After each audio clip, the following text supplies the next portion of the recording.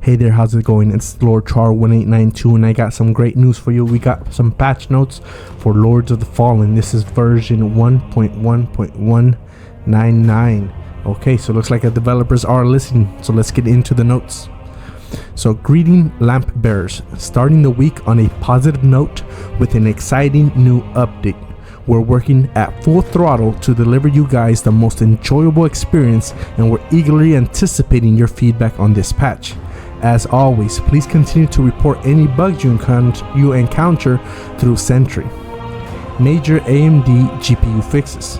Fix multiple GPU crashes on AMD cards by skipping Nicaragua compute share dispatches when the thread count exceeds what is supported by the hardware. This update should resolve the major of the crashes reported by Sentry, as over 30% of them were caused by this issue in the communication between the drivers and DirectX 12. Now, let's get into what those issues were. Sentry reported issues. Fixed a crash that could occur when interacting with an NPC character, especially when the NPC character actor was not ready. Fixed a crash that could occur when opening the inventory and an item is removed from it when filtering the categories, DLC items that no longer existed in the player's inventory. Fixed a crash that occurred when trying to set the description of an item that no longer existed, DLC items that no longer existed in the player's inventory. Fixed a crash that occurred when soul flaying certain entities. Fixed a crash by clearing a C++ timer for the fog gates. Fixed a crash that occurred when trying to determine which ammo slot was selected without having a valid inventory component. Fixed a very rare crash that occurred when picking up an item and the item disappeared while playing the montage. Added a check to ensure that we have a player pawn on the client before attempting to disable interactions. Ensured that the payload to the trigger event is correct and ended the ability otherwise. Multiplayer adjustments.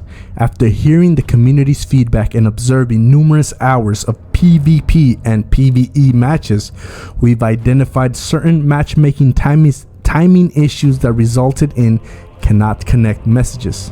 Additionally, matchmaking with high ping has caused annoying rubber banding. In response, we've made several adjustments to the rules we use for players matchmaking. We now prioritize finding players with a good ping connection over connecting quickly. As a result, instead of almost instant connections to other players, it will take a few minutes at most, but at a better ping connection with an opponent will be established. We believe this will lead to a better overall experience. Adjusting multiplayer timings and ping to prioritizing establish a strong connection between players rather than a reduced matchmaking times. Disable the Orient Protector feature temporarily to rework it with a more engaging gameplay loop. Previously, Orient Protectors would join a player being invaded to assist in the fight. However, this caused confusion among players and was reported as a bug multiple times. We are revisiting this feature to enhance its functionality. We plan to reintroduce crossplay to the online experience once we've gathered sufficient data from both PvE and PvP and have ensured its stability. Balancing. The price of the Flame Funnel spell in the Remembrance store has been adjusted. The social shrine goals are being adjusted based on the player's progression and forecast. Fixing buyable items in the shrines that were missing, the skip inventory bool being set to true. Now that might just be a typo. It should say missing the skip inventory pool being set to true, but we don't know. Gameplay adjustments. Okay, now this is where the good stuff's at. Fix the Soulflay attack preventing falling from a ledge when taking a step back after using it. Fix the incorrect orientation of the player while interacting with NPCs and attempting to move around. Updated the Retrieve Vigor animation to be faster, interruptible more quickly, and added invincibility frames, iframes, until the vigor is retrieved. Tweaked the empty Sigwinrax animation to be quicker and interrupted sooner. Now that weird word Seguinax, that's just your Estus flask. Whenever it's on empty and you try to use it, you get a long animation that binds you. Collisions. Fixed a farming spot issue with the Scarlet Shadow where he would fall through the world on his own for every spawn. Now, if you leave your character to farm on their own, you might find them dead when you return.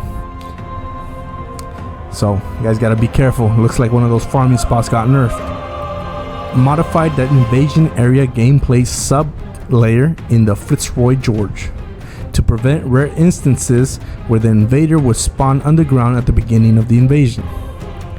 Players could previously exit the boundaries and fall out of the world at the Abbey of the Hollowed Sisters. Visuals.